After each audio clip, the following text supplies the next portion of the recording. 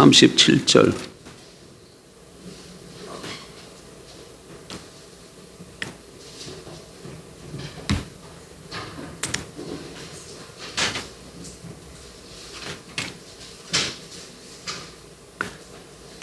(37절) 100쪽 구약성경 100페이지 37절 51절까지 봅니다. 37절입니다.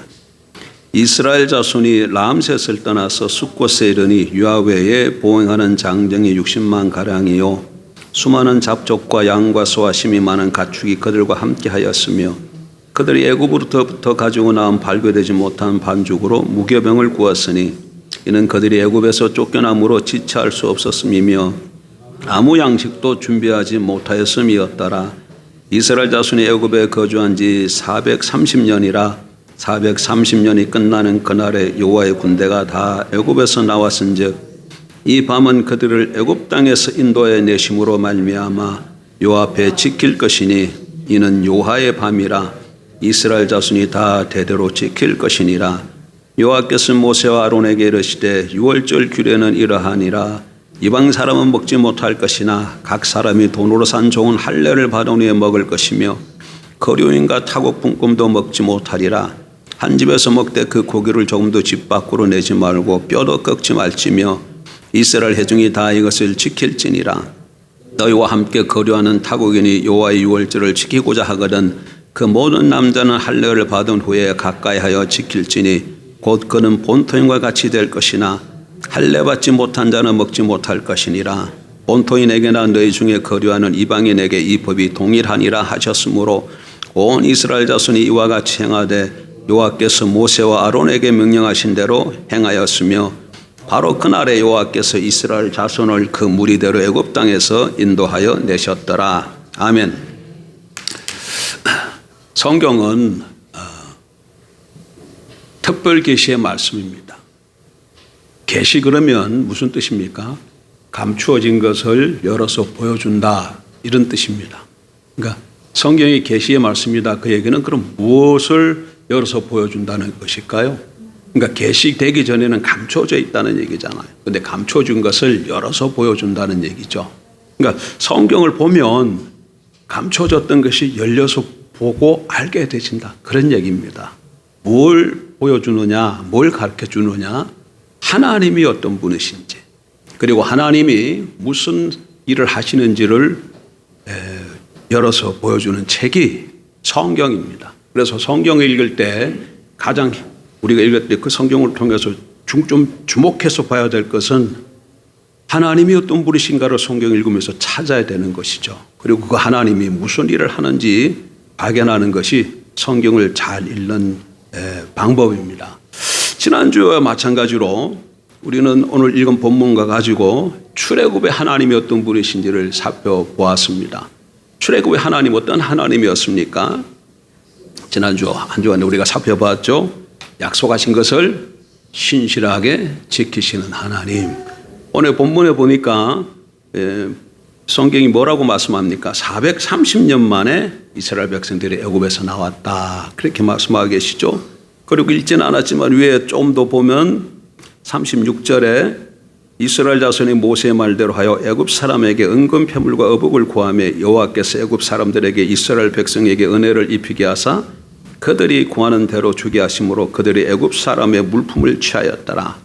430년 만에 나오는데 이스라엘 백성들이 애굽에서 그냥 나오는 것이 아니라 애굽 사람들의 은금 패물과 그들의 오복을 취해서 나왔다 이렇게 말씀합니다. 애굽의 물품을 가지고 나왔다 그 얘기죠.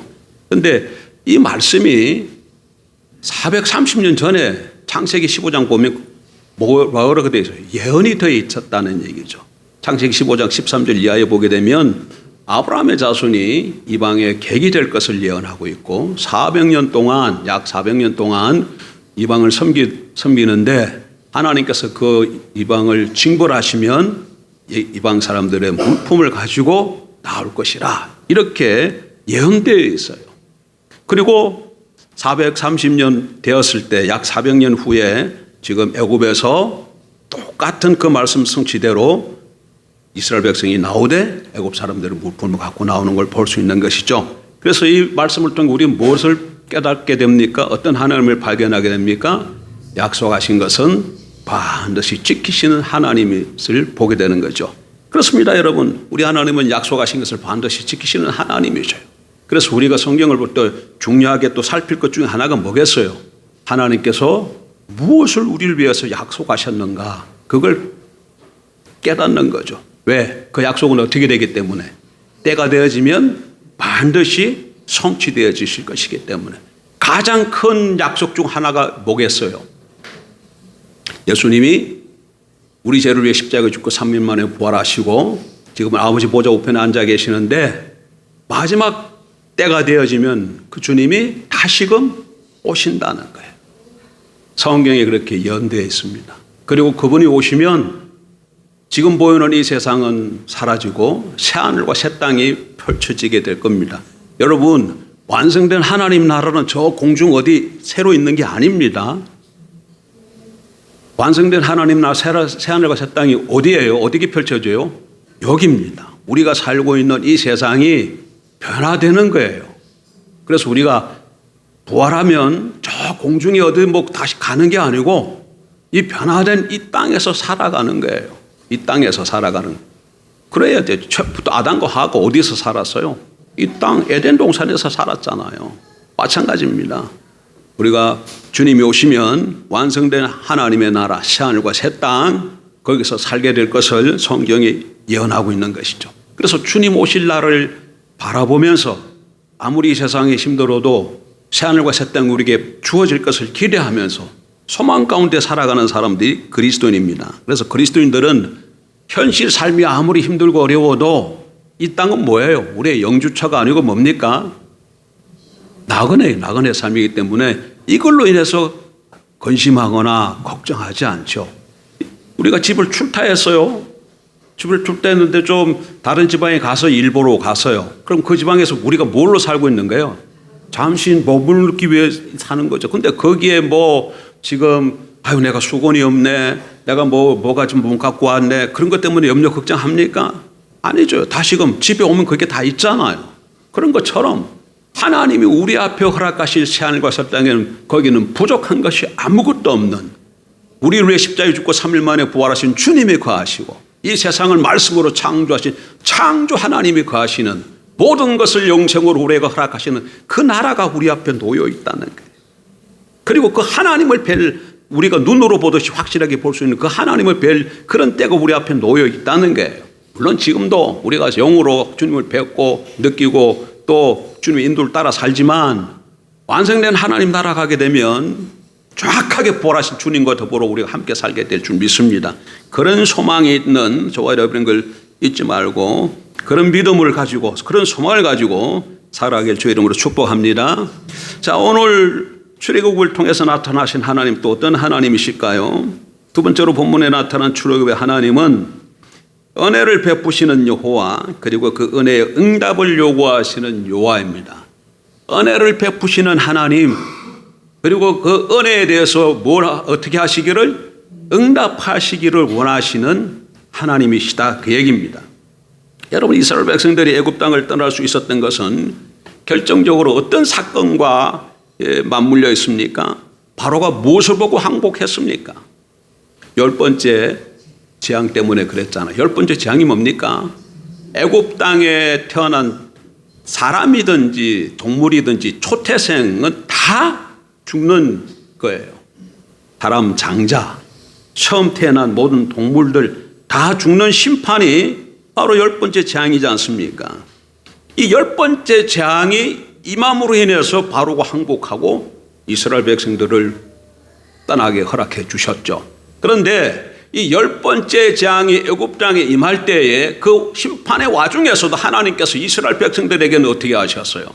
그들은 지키시고 보호하시는 은혜를 베풀어 주셨습니다. 그것이 무슨 사건입니까? 유월절 사건이죠.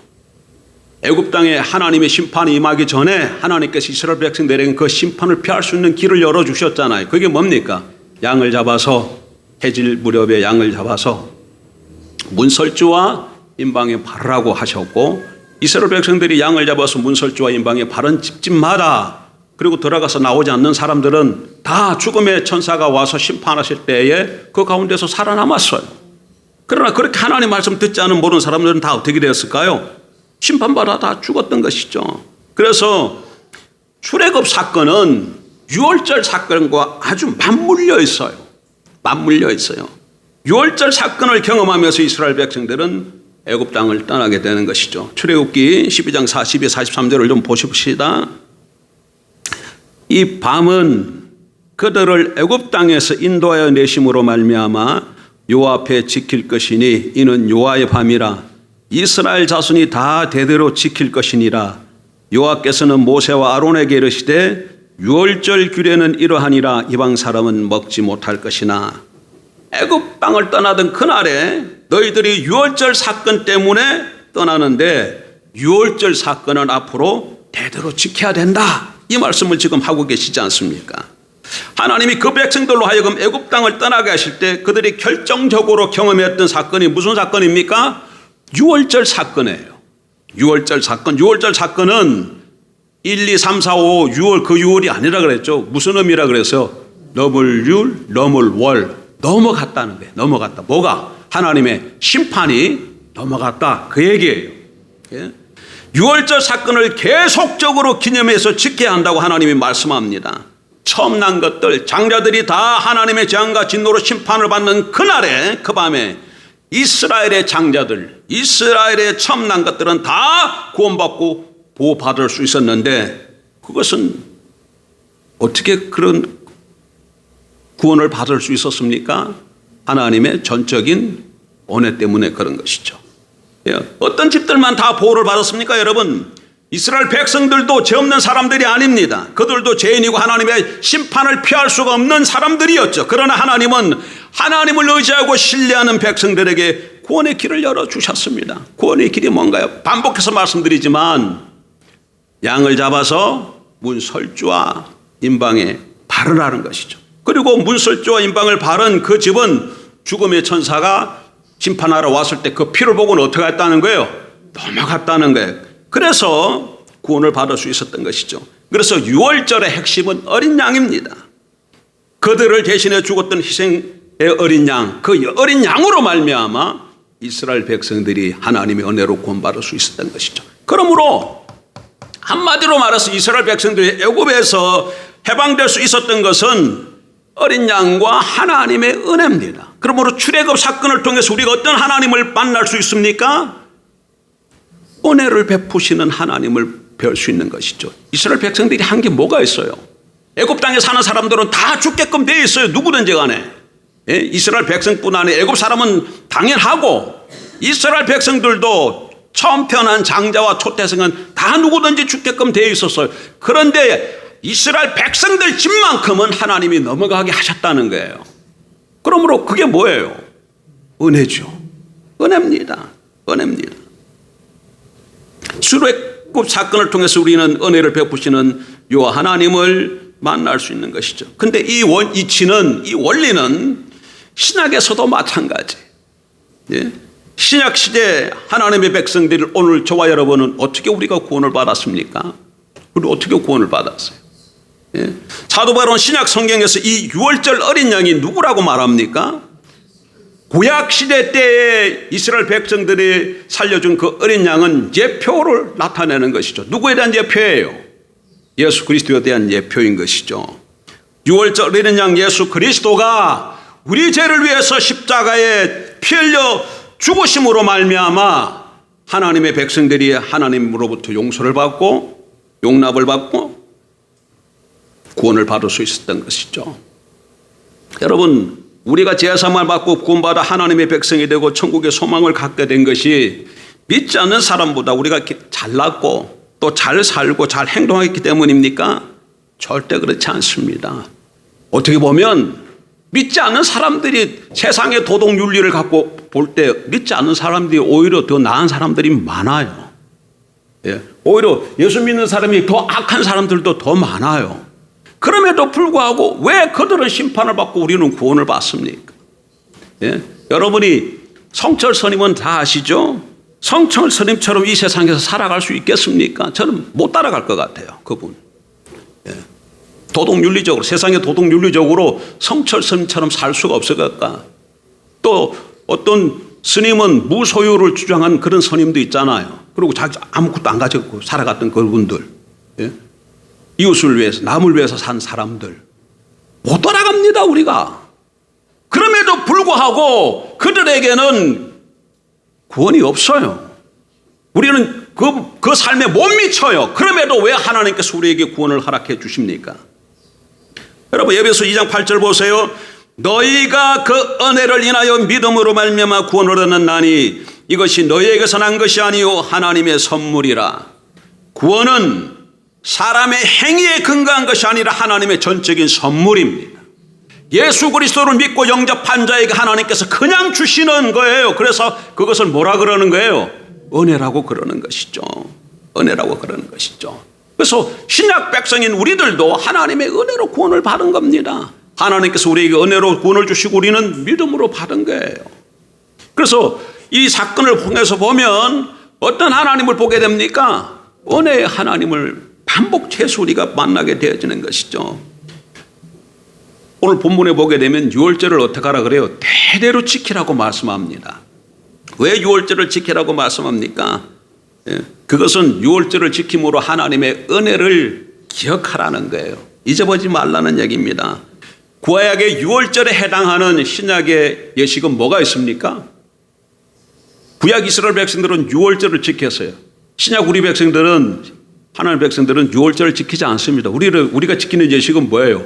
유월절에 표시하는 송찬식을 우리는 행하지요. 다음 주 우리가 송찬식을 행할 겁니다. 그 의미는 유월절과 똑같아요. 구약 이스라엘 백성들이 지키는 유월절은 어린 양, 진짜 어린 양을 잡아서 그 피를 설주와 문설주와 임방에 발라서 구원을 받았어요. 그런데 그 어린 양은 예표예요. 누구에 대한 예표예요? 유월절 어린 양으로 오실 예수 그리스도에 대한 예표인 것이죠. 우리는 그 예표로 오신 실상이신 예수 그리스도가 십자가에 못 박혀 피 흘려 살찌고 죽으셨는데 그 피로 구원을 받은 것이죠. 그래서 우리는 성찬식 때마다 무엇을 생각합니까? 십자가에 희생하신 예수 그리스도를 생각하지 않습니까?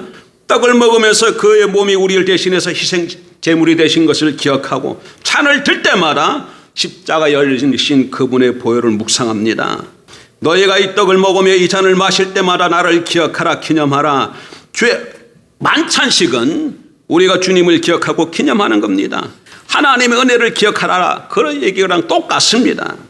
우리가 얼마나 잘 잃어버리는지. 그래서 시편에 가서 보게 되면 이런 말들이 반복하게 나오는 걸 볼 수 있어요. 여호와의 은혜를 잊지 말지어다. 여러분 시편 가서 좀 읽어보세요. 그러면 이런 말씀이 반복해서 여러 번 나와. 뭐를 잊지 말라고요? 여호와의 은혜를 잊지 말지어다. 왜? 사람이 자꾸 망각의 동물이기 때문에 자주 잃어버리기 때문에. 하나님의 크신 은혜로 애굽에서 인간의 힘으로 나올 수 있어요, 없어요? 종살이하던 그들이 나올 수 없습니다. 그런데 하나님의 은혜로 그들이 나왔잖아요. 우리가 어떻게 사단의 권세 아래서 우리가 구원받을 수 있을까요? 우리 힘으로 사단으로부터 자유함을 얻지 못합니다. 그런데 우리가 어떻게 자유함을 얻을 수 있었을까요?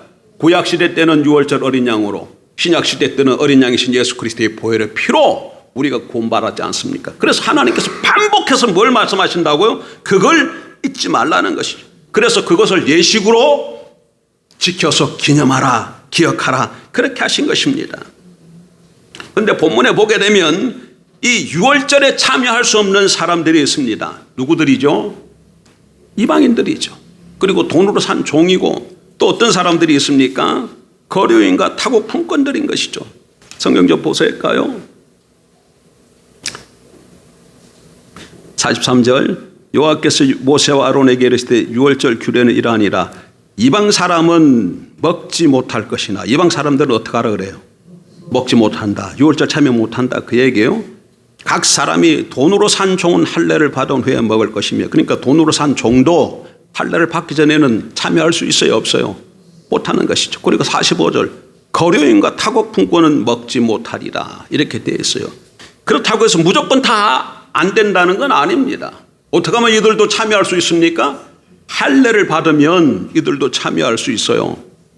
48절, 너희와 함께 거류하는 타국인이 여호와의 유월절을 지키고자 하거든 그 모든 남자는 할례를 받은 후에 가까이 하여 지킬지니 곧 그는 본토인과 같이 될 것이나 할례를 받지 못한 자는 먹지 못할 것이나.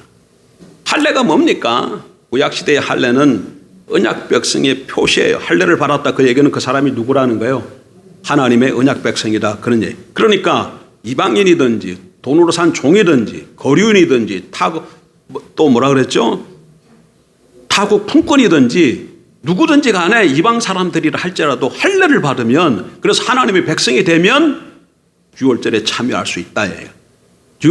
하나님의 백성이 된 사람만 하나님의 은혜를 경험한 사람만 유월절에 참여할 수 있다. 그 얘기죠. 신약도 마찬가지입니다. 여러분 누구만 성찬에 참여할 수 있습니까? 아무나 성찬에 참여합니까? 아닙니다.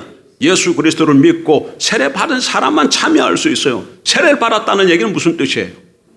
예수 그리스도의 보혈의 피로 구원받았다는 표시잖아요. 주님과 함께 죽고 주님과 함께 부활한 예수 그리스도의 보혈의 피로 구원받은 사람이라는 표시가 세례예요. 그래서 구원받은 사람만 보혈의 피로 구원받은 사람만 성찬식에 참여하는 겁니다. 이 얘기는 무슨 얘기입니까? 구원받은 사람들만 하나님의 은혜를 경험한 사람들만 그 은혜를 기억할 수 있도록 주님이 예식을 만들어 놓은 겁니다. 어쨌든 이처럼 출애굽의 하나님은 어떤 하나님이시다? 은혜의 하나님이시다. 먼저 이걸 생각해야 됩니다. 한편 하나님은 이러한 하나님의 은혜를 경험한 하나님의 백성들에게 또 하나님의 은혜에 응답하실 것을 요구하십니다.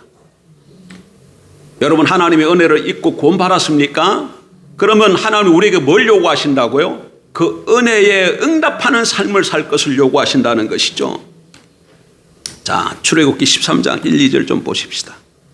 출애굽기 13장 1, 2절 여호와께서 모세에게 일러 이르시되 이스라엘 자손 중에서 사람이나 짐승을 막론하고 태에서 처음 난 모든 것은 다 거룩히 구별하여 내게 돌리라. 이는 내 것이니라 하시니라. 짐승이나 사람을 막론하고 태에서 처음 난 것 그것은 다 어떻게 하라고 얘기합니까? 구별해서 하나님께 돌리라고 얘기하고 있어요. 돌리라. 이스라엘 사람이든 이스라엘에 속한 짐승이든 처음 난 것들은 다 하나님께 구별된 삶, 하나님께 바쳐진 존재가 되어야 된다는 얘기입니다. 이게 무슨 말입니까? 하나님은 하나님의 은혜를 입은 자들에게 자신을 드릴 것을 지금 명하고 계시는 것이죠. 예. 하나님의 은혜를 입었으면 어떻게 하라는 거예요? 그 자신을 하나님 것인 줄 알아라 그 얘기입니다. 신약도 마찬가지입니다. 여러분 신약 성경에는 그리스도인의 존재 가치를 너희는 값으로 산 것이 되었으니 그런즉 너희 몸으로 하나님께 영광을 돌리라. 고린도전서 6장 20절. 예? 우리를 어떤 값으로 샀다고 얘기합니까? 예? 예수 그리스도의 피값으로 우리를 샀다, 구속했다 그렇게 말하지 않습니까? 우리를 구원하기 위해 예수 그리스도께서 십자가에서 희생물이 되어주신 것이죠. 그 값비싼 대가를 지불하고 저와 여러분이 하나님의 자녀가 된 것을 잊으면 안 될 줄 믿습니다. 이게 그러니까 신약이든지 구약이든지 무슨 말이에요? 하나님의 백성이 된 사람들, 하나님의 은혜로 구원받은 사람들은 그 크신 하나님의 은혜에 어떻게 해야 된다는 거예요? 보답하며 살아야 된다. 예? 다시 말하면 하나님 앞에 속한 자가 되었다는 것을 잊지 말고 살아야 된다 그 얘기입니다. 예? 하나님이 우리를 하나님 백성 삼으셨을 때에 그냥 삼으신 게 아니고 큰 은혜를 베풀었고 하나님께 우리가 속했다는 거예요. 그래서 이제부터는 내가 하나님의 소속된 자로 하나님께 드려진 자로 하나님께 구별된 자로 우리의 삶을 드려야 된다 그 얘기입니다. 그러면 하나님의 은혜에 보답하는 방법은 어떻게 하면 살아갈까요? 두 가지예요. 하나님의 은혜에 보답하는 방법은 두 가지입니다. 첫째는 감사하고 둘째는 헌신이에요. 여러분 이 두 가지는 하나님의 백성에게 있어서는 한평생의 삶의 모습이 되어야 할 줄 압니다. 그러니까 늘 하나님 앞에 감사합니다. 또 피값으로 사주셔서는 이 몸 바쳐 주님을 섬기겠습니다. 이 두 가지 고백이 저와 여러분 삶 속에 늘 있어야 되는 겁니다. 뭐가 있어야 된다고요? 감사와 헌신. 감사와 헌신, 이 두 가지가 늘 있어야 돼요. 이방 사람들과 마찬가지로 하나님의 심판과 진노 아래서 영 죽을 수밖에 없었던 그들을 그냥 하나님 우리를 택해서 구원해 주셨어요. 그럼 뭐 당연히 우리가 나타날 첫 번째 반응이 뭐예요? 감사겠죠. 그리고 두 번째는 뭐 해야 된다는 거예요? 내가 하나님께 속해졌기 때문에 이제는 나도 하나님께 나를 드리며 살아야 된다. 이것인 것이죠. 여러분 삶 속에 감사와 헌신이 있습니까? 우리 삶 속에 감사와 헌신이 없으면 내 신앙을 다시 한번 점검해 봐야 돼. 뭘 모른다는 거예요? 감사와 헌신이 없다는 것은 하나님께서 베푸신 이 구원과 은혜가 뭔 걸 모른다는 얘기인 것이죠. 그러면 구원을 못 받을 수도 있어. 구원을 받지 못했기 때문에 깨닫지 못하는 것이죠. 내가 받은 구원이 어떤 것을 정확히 알면은 어떻게 우리가 하나님 앞에 감사드리지 않을 수 있겠습니까? 그리고 어떻게 하나님 앞에 우리 몸을 드리지 않을 수 있겠습니까? 그리고 바울의 말을 좀 귀담아 들으십시오. 그러므로 형제들아 내가 하나님의 모든 자비하심으로 너희를 권하노니 너희 몸을 하나님이 기뻐하시는 거룩한 산제사로 드리라. 로마서 12장 1절. 다시 한번. 그러므로 형제들아 내가 하나님의 모든 자비하심으로 너희를 권하노니 너희 몸을 하나님이 기뻐하시는 거룩한 산제사로 드리라. 예. 한평생 감사와 헌신으로 주께 바치는 저와 여러분의 삶이 되길 주 이름으로 축복합니다. 정리하겠습니다. 출애굽을 통해서 우리가 만난 하나님, 성경은 하나님의 계시의 말씀이죠. 하나님이 어떤 분이신가를 보여주시고 그분이 무슨 일을 하시는가를 깨닫게 해주시는 말씀인데 오늘 출애굽 사건을 통해서 출애굽을 통해서 만난 하나님은 두 개였습니다. 두 가지. 어떤 하나님? 약속하신 것을 반드시 지키시는 신실하신 하나님. 그리고 은혜를 베푸시는 하나님. 또 은혜에 대해서 응답을 요구하시는 하나님. 두 하나님. 기도하겠습니다.